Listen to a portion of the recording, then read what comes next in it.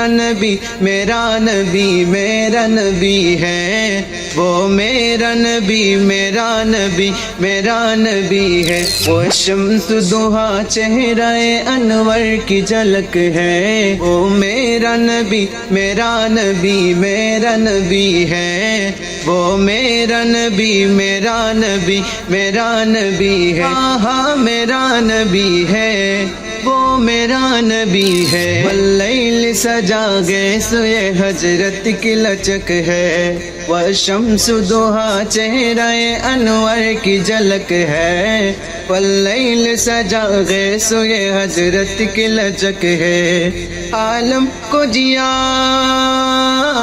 بسم اللہ الرحمن الرحیم۔ ناظرین، فیس نیوز کی خصوصی ٹرانسمیشن عید میلاد النبی صلی اللہ علیہ وسلم کے نئے پروگرام کے ساتھ حاضر خدمت ہوں۔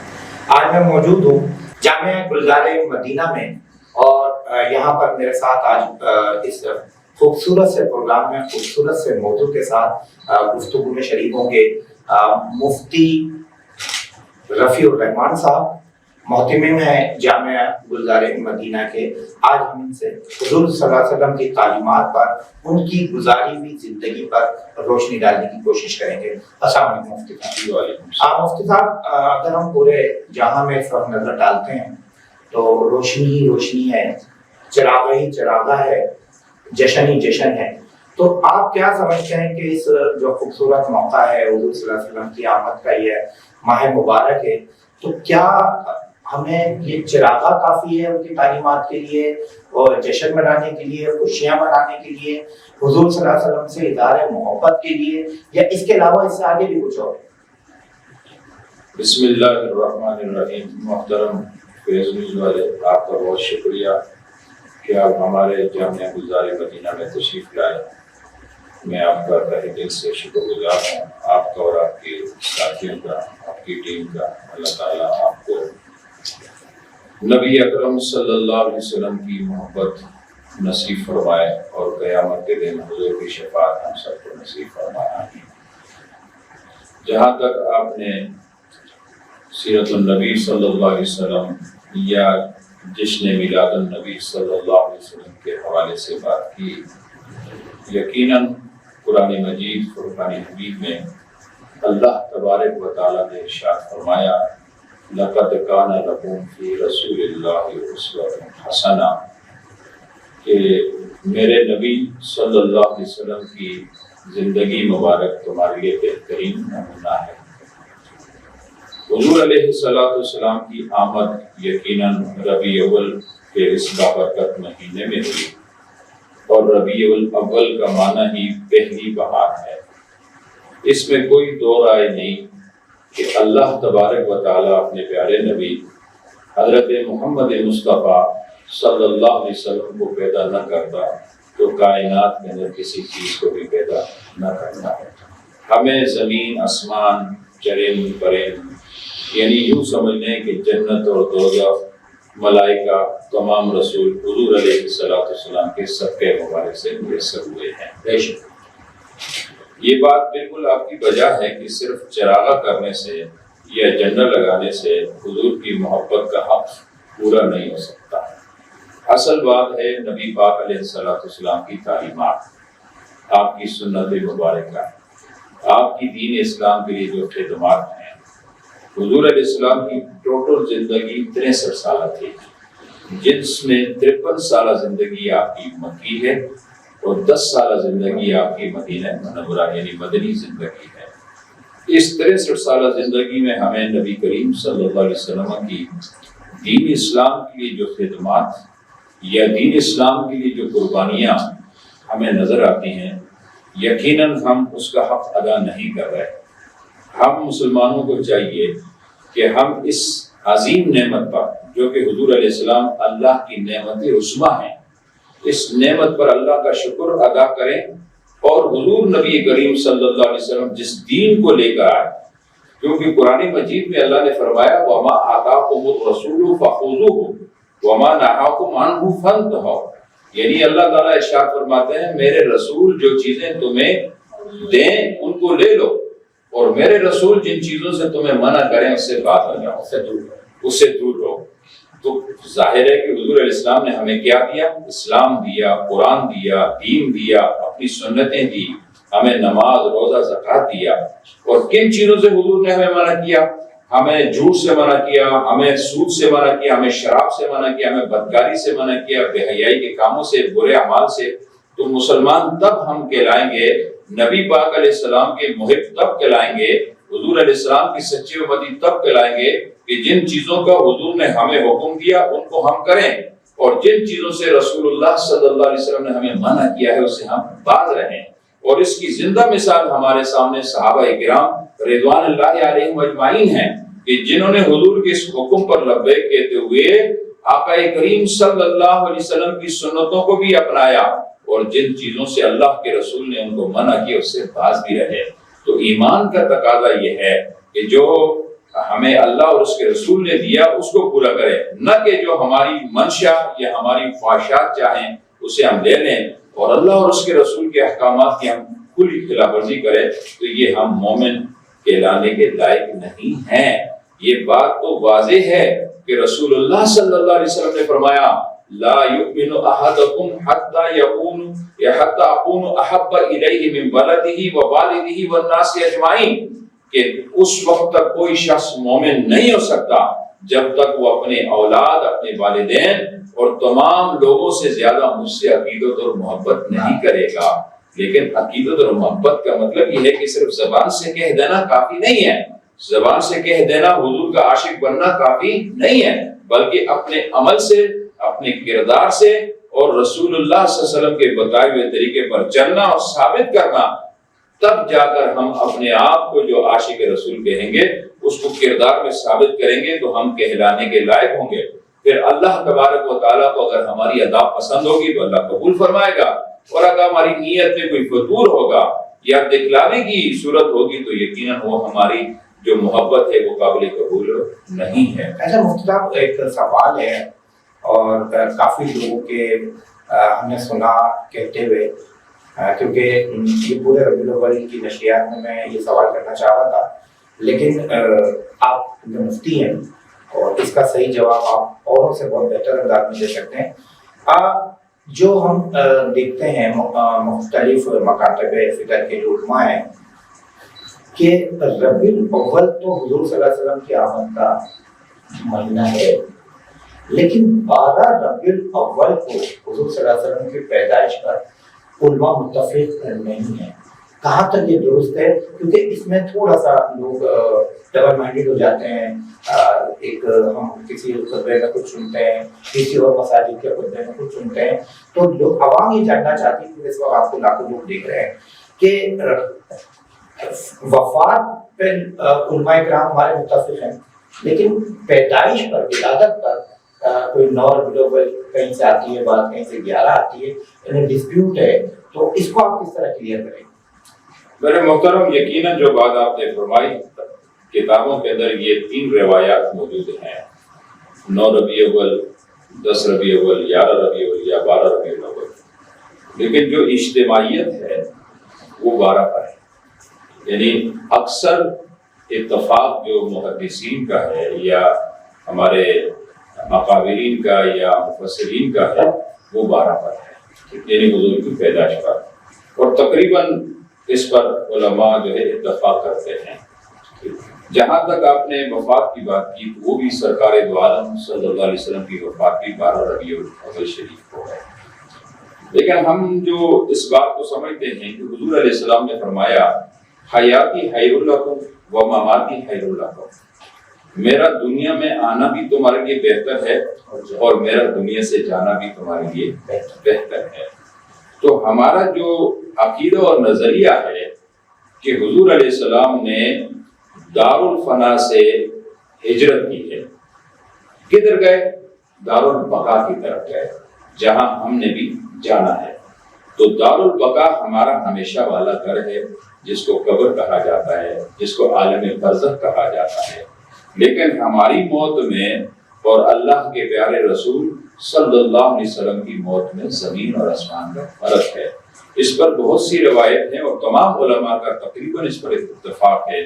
کہ حضور علیہ السلام اپنے روضہ مبارک میں اپنے جسم اور اپنے روح کے ساتھ جس طرح دنیا میں تھے اسی طرح اپنے روزے میں بھی موجود ہیں۔ اور حضور فرماتے ہیں میں دنیا کو ایسے دیکھتا ہوں جیسے اپنی ہتھیلی کو دیکھتا ہوں۔ تو اس لیے اختلاف تو ہو سکتا ہے اور اختلاف رکھنا بھی حق ہے، لیکن مخالفت کرنے کی اسلام نے اجازت نہیں دی۔ ہمارے جو فقہاء کرام ہیں، احناف ہیں، شافعی ہیں، مالکی ہیں، حنبلی ہیں، ان کا کتنی مسائل میں اختلاف ہے، لیکن وہ اختلاف کی حد تک ہے۔ اس لیے رسول اللہ صلی اللہ علیہ وسلم نے فرمایا میری امت کے علماء کا اختلاف باعث رحمت ہے۔ آپ مفتی صاحب، ہمیں ایک بڑی خوش فہمی ہے ایز اے امتی حضور صلی اللہ علیہ وآلہ وسلم کہ روز حشر میں ہمارے نبی، میرے نبی، پیارے نبی ہماری یہ نجات کا ذریعہ بنے۔ کیا کرائٹیریا ہوگا؟ کیا حضور صلی اللہ علیہ وسلم ہمارا حساب نہیں ہونے دیں گے، ہمیں براہ راست جنت کا دروازہ دکھائیں گے، یا اور کوئی مراحل ہوں گے؟ محترم، یہاں میں آپ کو تھوڑا سا وقت دوں گا۔ یہ بات تو ذہن میں رکھیں کہ ہمارے جنت میں جانے میں ہمارے اعمال کا کردار اہم ہے، لیکن بحیثیت حضور صلی اللہ علیہ وسلم کا امتی ہونے اور سب کے دل سے کلمہ طیبہ پڑھنے پر، کیونکہ اللہ کا فرمان ہے کہ جس نے سب کے دل سے لا الہ الا اللہ محمد رسول اللہ پڑھ لیا وہ ہمیشہ جہنم میں نہیں رہ سکتا، وہ جہنم میں سزا کاٹے گا۔ جو اس کے برے اعمال ہوں گے، جو اس کے گناہ ہوں گے، وہ ان سزاؤں کے لیے جائے گا۔ جیسے دنیا میں ہم سے کوئی جرم ہوتا ہے تو ہمیں جیل کسٹڈی ہو جاتی ہے، پھر ہم باہر بھی آتے ہیں، جتنا چھوٹا جرم جتنا بڑا۔ اسی طرح آخرت کا بھی معاملہ ہے۔ لیکن جہاں تک آپ نے بات کی نبی پاک صلی اللہ علیہ وسلم کا امتی ہونا اور اس کو کیا کوئی بینیفٹ حاصل ہے، قرآن مجید فرقان حمید میں اللہ تبارک و تعالیٰ نے فرمایا کہ عسیٰ ان یبعثک ربک مقاما محمودا، ان قریب آپ کا رب آپ کو مقام محمود عطا فرمائے۔ یعنی یہ حضور کی طرف اشارہ ہے، مخاطب کر کے اللہ نے فرمایا کہ میرے محبوب آپ کا رب آپ کو مقام محمود پر فائز کرے گا۔ اب مفسرین نے مقام محمود کے بارے میں لکھا ہے کہ مقام محمود عرش کے دائیں جانب ایک جگہ ہے جہاں اللہ تبارک و تعالیٰ قیامت کے دن اپنے پیارے نبی جناب محمد الرسول اللہ صلی اللہ علیہ وسلم کو جلوہ فرمائے گا۔ وہاں پر حضور کو وہ مقام دیا جائے گا، مقام محمود، اور وہاں حضور کھڑے ہو کر اللہ کی بارگاہ میں اپنی امت کی شفاعت فرمائیں گے۔ جیسے ہم اذان کے بعد دعا کرتے ہیں اور دعا میں یہ وسیلہ پیش کرتے ہیں کہ یا اللہ تو ہمارے نبی کو مقام محمود عطا فرما تاکہ وہ مقام محمود پر فائز ہو کر ہماری شفاعت ہماری سفارش کرے۔ جی ہماری سفارش کرے۔ سفارش انہوں نے اللہ سے ہی کرنی ہے، قبول اللہ نے کرنی ہے۔ حضور کا کام ہے سفارش کرنا، اور یقیناً ہمارے گناہوں کی، ہماری خطائیں جو ہم سے سرزد ہو چکی ہیں۔ اب اس کے علاوہ ہم مزید حدیثوں پہ غور کرتے ہیں تو حضور علیہ السلام نے ارشاد فرمایا کہ صحابہ کرام نے پوچھا یا رسول اللہ قیامت کا اتنا سخت ترین مرحلہ ہوگا اور ظاہر ہے کہ سورج سورج نیزے پر ہوگا، زمین تانبے کی ہو جائے گی، گرمی جو ہے انسان پسینے میں ڈوبا ہوگا، سورج سوا نیزے پہ، جی ہاں، کسی کا پسینہ گھٹنوں تک، کسی کا ناک تک، کسی کا سینے تک، کسی کا پورا جسم۔ تو صحابہ نے پوچھا یا رسول اللہ اس وقت اگر ہم آپ کو ڈھونڈنا چاہیں، ہمیں یقیناً آپ کی ضرورت ہوگی، تو ہم آپ کو کہاں پائیں؟ تو رسول اللہ نے 3 مقام بیان فرمایا۔ پہلا مقام جو ہے وہ پل صراط کا پل ہے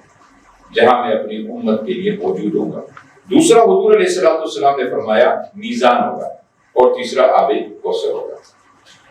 یہ 3 مشکل ترین مرحلے ہیں جہاں حضور اپنے امتیوں کی مدد فرمائیں گے، اور اس پر تمام علماء کا اتفاق ہے۔ پھر ہم جب حسب مراتب پر جاتے ہیں، یقیناً قرآن مجید میں اللہ تعالیٰ نے فرمایا تلک الرسل فضلنا بعضهم علی بعض، کہ ہم نے بعض رسولوں کو فضیلت دی، بعض کے درجات بلند کیے، بعض رسول ایسے ہیں جنہوں نے اللہ سے کلام کیا۔ یہ جو مراتب کا سلسلہ ہے، درجات کا یا فضیلت کا، یہ قرآن میں ہے، اور یقیناً آپ کو اور میرا ایمان ہے کہ حضور سے بڑھ کر کوئی نبی نہیں ہے، یعنی تمام نبیوں کی امام میرے اور آپ کے پیارے نبی جناب محمد رسول اللہ صلی اللہ علیہ وسلم ہیں، نبیوں کے۔ پھر حضور نے خود فرمایا کہ اللہ تبارک و تعالیٰ نے مجھے 5 چیزیں ایسی دی جو باقی نبیوں کو نہیں دی۔ میں آپ کو اس حدیث پر تھوڑی سی توجہ دلاؤں کہ حضور نے فرمایا کہ کافر کے دل میں اللہ نے میرا رعب ڈال دیا، ہاں، اور وہ 1 مہینے کی مسافت پر ہوتا ہے تو اس کے دل میں میرا رعب پڑ جاتا ہے۔ حضور نے فرمایا کہ اللہ نے میرے لیے اور میری امت کے لیے مال غنیمت اور صدقے کو حلال کر دیا، جبکہ سابقہ نبیوں کے لیے مال غنیمت اور صدقہ حلال نہیں تھا۔ حضور علیہ السلام نے فرمایا کہ ہر نبی اپنی قوم کے لیے آیا، اپنے قبیلے کے لیے آیا، لیکن میں ہر خاص اور عام کے لیے آیا، ہر کالے اور گورے کے لیے رسول بن کر آیا۔ انی رسول اللہ الیکم جمیعا، یعنی پوری مخلوقات کے لیے میں رسول بن کر آیا۔ پھر حضور نے یہ بھی ارشاد فرمایا کہ اللہ تبارک و تعالیٰ نے میرے لیے ساری زمین کو مسجد بنا دیا، بتقاضا یعنی جو پاک جگہ ہوگی قبلہ روح کھڑے ہو کر ہم اللہ کے حضور نماز پڑھ سکتے ہیں، جس پر ظاہری نجاست نہ ہو، وہاں پر ہم سوکھی ہو پاک جگہ ہو، وہاں یہ ساری زمین اللہ نے حضور کے لیے مسجد بنائی۔ حضور علیہ السلام نے فرمایا میں اللہ کا آخری نبی ہوں، میرے بعد کوئی نبی نہیں آ سکتا۔ اس حدیث کا جو آخری جملہ حضور نے ارشاد فرمایا، حدیث میں ہے کہ حضور نے فرمایا اوتیت الشفاعۃ، اللہ تبارک و تعالیٰ نے مجھے شفاعت کا اختیار دے دیا۔ جب قیامت کے دن سارے نبی جواب دے دیں گے کہ آج ہم تمہارے لیے کچھ نہیں، یعنی اذهبوا الی غیری، بخاری کی حدیث ہے، ہمت آ جائیں گے پیچھے، ہاں یعنی کہیں گے کہ ہم کچھ نہیں کر سکتے۔ تو اس میں بخاری شریف کے اندر جو الفاظ ہیں کہ حضور نے فرمایا انا لہا، میں ان سے کہوں گا کہ آؤ میرے پاس، میں تمہاری شفاعت کروں۔ اچھا، پھر اس حدیث پر میں آپ کو اگر وقت ہے تو بتانا چاہتا ہوں کہ حضور نبی کریم صلی اللہ علیہ وسلم بخاری شریف کی آخری جلد 2 اور اس جلد 2 میں جو آخری کتاب ہے، اس کتاب کا جو باب ہے، اس باب کا ہڈن جو ٹائٹل ہے وہ یہ ہے کہ اللہ تعالیٰ قیامت کے دن انبیاء سے کس طرح کلام فرمائے گا۔ اس کے اندر یہ حدیث حضرت انس بن مالک رضی اللہ تعالیٰ سے روایت ہے کہ جب یہ ساری امتیں حضور کے پاس آئیں گی تو حضور ڈائریکٹ شفاعت نہیں شروع کریں گے، بلکہ حدیث پاک میں آتا ہے، حضرت انس بن مالک کہتے ہیں کہ حضور کا طریقہ یہ ہوگا کہ حضور فوراً سجدے میں چلے جائیں گے۔ اچھا، جب سجدے میں چلے جائیں گے تو اللہ تبارک و تعالیٰ ارشاد فرمائے گا ارفع راسک یا محمد صلی اللہ علیہ وسلم، اے حضور اپنا سر اٹھائیں۔ اچھا، حضور جب سجدے میں جائیں گے تو اللہ کی حمد و ثنا، اللہ کی بڑائی، اللہ کی کبریائی بیان کریں گے، اللہ کی تعریف کریں گے۔ تو جب حضور سر اٹھائیں گے تو اللہ تبارک و تعالیٰ ارشاد فرمائے گا قل تسمع، اے حبیب آپ بولیں میں آپ کی بات کو سنوں گا، وسل توتا، سل مانا سوال کریں، توتا میں تمہیں دوں گا، وشفا تو شفا، اللہ کو پتہ ہے کہ حضور نے سجدہ کیوں کیا ہے، تو اللہ فرمائے گا وشفا تو شفا، حبیب آپ شفاعت کریں میں آپ کی شفاعت قبول فرماؤں گا۔ تو جب اللہ تعالیٰ ان سے پوچھیں گے کہو میں سنوں گا، تو حدیث پاک میں آتا ہے جناب رسول اللہ صلی اللہ علیہ وسلم فرمائیں گے اللہ کی بارگاہ میں جب سر اٹھائیں گے کہیں گے یا رب امتی امتی امتی، اے اللہ میری امت میری امت میری امت۔ اللہ تعالیٰ ارشاد فرما گئے حبیب جاؤ، جس تیرے امتی کے دل میں ایک گندم کے دانے برابر بھی ایمان ہے، اس کو اپنے ہاتھ سے پکڑ کے جنت میں داخل کرنا۔ حضور علیہ السلام فرماتے میں ایسا ہی کروں گا، ثم ادعو، پھر لوٹ کر آؤں گا، پھر اللہ کی بارگاہ میں سجدہ ریز ہو جاؤں گا۔ کتنا سجدہ ہو گیا؟ دوسرا، پھر اللہ فرمائے گا ارفع راسک یا محمد، حضور سر اٹھائیں گے، اللہ پھر ارشاد فرمائے گا قل تسمع، کہو سنوں گا، صدقوں کا مانگو دوں گا، وشفا تو شفا، شفاعت کرو قبول کروں گا۔ پھر حضور کہیں گے یا رب امتی امتی امتی، 3 الفاظ ہیں اور بار بار ہے، یہ نہیں ہے کہ ایک حدیث کے اندر جو ایک ہی دفعہ ہے، یہ بار بار آئے، اور 4 سجدے حضور نے کیے، 4 سجدے۔ تو دوسرے سجدے کے اوپر اللہ تعالیٰ جب فرمائے گا حبیب کہو سنوں گا، تو اس وقت پھر جب اپنے حضور اپنی امت کا ذکر کریں گے تو اللہ تعالیٰ فرمائے گا حبیب جاؤ، جس تیرے امتی کے دل میں رائی کے دانے برابر ایمان ہے اس کو بھی اپنے ہاتھ سے پکڑ، گندم سے چھوٹا ہو، یعنی وہ رائی کا دانہ جس سے سرسوں کا تیل بن جائے، وہ گندم سے بالکل چھوٹا ہے، اتنا ایمان بھی ہے تو اس کو جنت میں داخل کرے۔ حضور فرماتے میں ایسے ہی کروں گا، پھر آ کر پھر اللہ کی بارگاہ میں سجدہ ریز ہو جاؤں گا، پھر اللہ تعالیٰ ارشاد فرمائیں گے حبیب سر اٹھاؤ، ہوں گے کچھ کمی ہوگی، وہ اللہ کے حضور کہیں گے یا اللہ اس میرے امتی نے، اس آپ کے بندے نے، اس سے یہ خطا ہو چکی ہے، یہ گناہ سرزد ہو چکا ہے، لیکن اس کی یہ نیکیاں بھی ہیں، کیونکہ اس وقت جو ہمارے کرام الکاتبین ہیں، جو اللہ نے ہمارے دائیں اور بائیں کاندھوں پر مقرر کیے ہیں، وہ ہمارے رجسٹر اللہ کے حضور پیش کریں گے، اور اس وقت اللہ تبارک و تعالیٰ فرمائے گا اس کا ایک نظم و ضبط ہے، اس کا ایک طریقہ کار ہے۔ طریقہ کار یہ ہے کہ اس میں سب سے بہترین کام یہ ہے کہ آپ رسول اللہ صلی اللہ علیہ وسلم پر درود شریف پڑھیں اور سفر کرتے جائیں، اور آپ آقا علیہ السلام کی بارگاہ میں جتنا زیادہ ہو سکے درود شریف کا نذرانہ پیش کریں، تو اس سے اللہ کے نبی آپ سے خوش ہوں گے۔ لیکن ہوتا کیا ہے، یہ جو خرافات ہیں، یہ جو بدمزگی جلوس کے اندر پیدا کی جاتی ہے، جو شریف ترین لوگ ہوتے ہیں جن کی خواہش یہ ہوتی ہے کہ اس کو بدنام کیا جائے، اور یقیناً کمیٹیاں بنتی ہیں جیسے آپ نے بتایا، آپ یہاں سے جلوس لے کے نکلیں گے تو ایک کمیٹی ہوتی ہے، آپ اس کی ایک کمیٹی بناتے ہیں۔ اچھا، ہم نے دیکھا یہ کہ جلوس کے درمیان کچھ ایسی گاڑیاں ہوتی ہیں جہاں سے یہ بے حرمتی کی جاتی ہے، تو کیا وہ کمیٹی اس وقت موجود نہیں ہوتی ہے اس کو ڈسپلن کو دیکھا؟ محترم بات یہ ہے کہ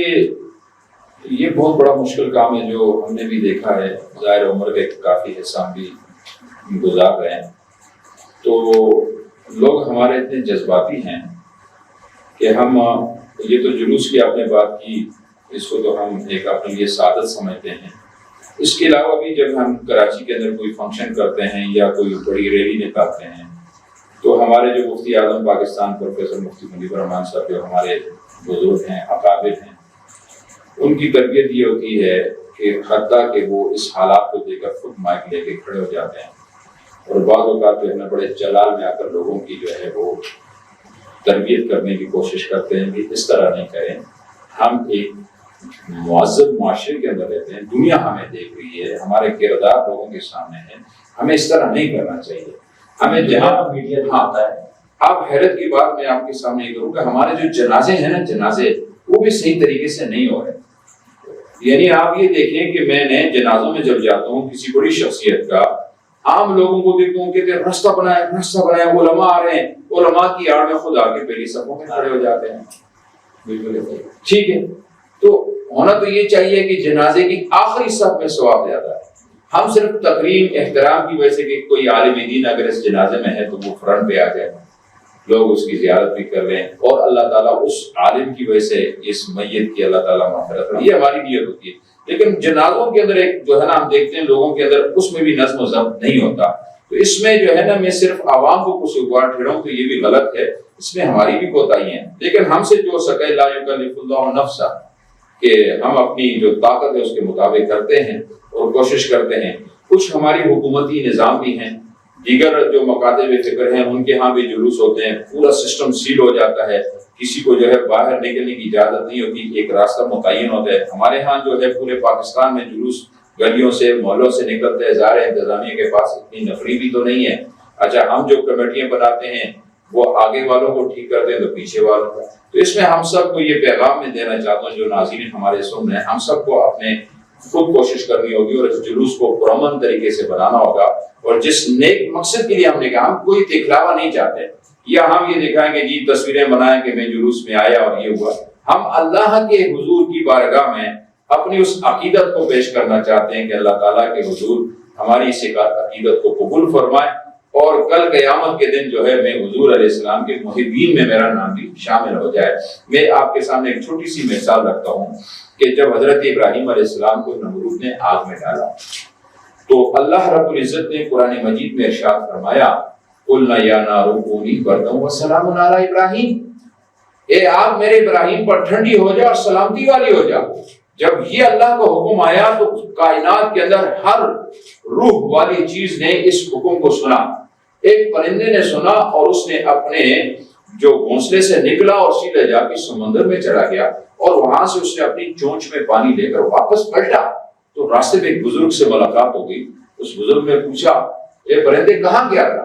اس نے کہا کہ میں سمندر سے پانی لانے گیا تھا۔ کس چیز کے لیے پانی؟ بولا وہ ابراہیم علیہ السلام کو نمرود نے آگ میں ڈالا ہے، اس آگ کو بجانے کے لیے، ٹھنڈا کرنے کے لیے اپنا حصہ شامل کر رہا ہوں۔ اس بزرگ نے کہا، اے پرندے تیری چونچ میں ایک قطرہ پانی اور وہ آگ جو آسمان سے جا کے جس کے شعلے ٹکرا رہے ہیں، اور آپ کی اس قطرے سے اس پہ کیا اثر پڑے گا؟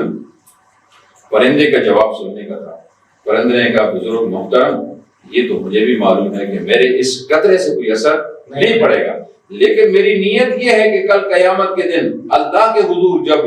اللہ کی طرف سے آواز آئے کہ وہ آئے سامنے جنہوں نے اپنا رول اپنا کردار ادا کیا ہے، تو مجھے اللہ کے حضور پیش ہونے کا موقع ملے گا، اور جب اللہ ان کی بخشش کرے گا تو میری بھی بخشش فرمائے گا۔ تو اگر ہم میں سے ہر بندہ اپنا رول اپنا کردار ادا کرے تو انشاءاللہ نظم و ضبط بھی برقرار رہ سکتے ہیں اور جلوس بھی پرامن ہو سکتا ہے۔ بہت شکریہ مفتی رفیع الرحمان صاحب محترم گلزار مدینہ، بہت اچھی خوبصورت گفتگو کہ جب ہم اس طرح جلوسوں میں نکلیں حضور صلی اللہ علیہ وسلم سے عقیدت کا اظہار کریں تو سب سے پہلے اس پر ہم خود عمل کریں اور اپنے طور پر پروگرام کو شاندار بنانے کی کوشش کریں، بجائے ہم انتظامیہ کی طرف دیکھیں۔ ایک اور بات مفتی صاحب نے بڑی اچھی کی کہ جو طریقہ کار ہے حضور سے محبت کا، جس عقیدت میں ہم رزق کی بے حرمتی کر رہے ہیں اور پھینکتے ہیں، اس کے بجائے اگر ہم ان سفید پوش لوگوں کو راشن کی شکل میں یا کسی اور مدد کی شکل میں اگر ان کو دیں تو شاید یہ اجر بھی اسی کے برابر ہوگا۔ مجھے اجازت دیجیے اگلے پروگرام تک کے لیے۔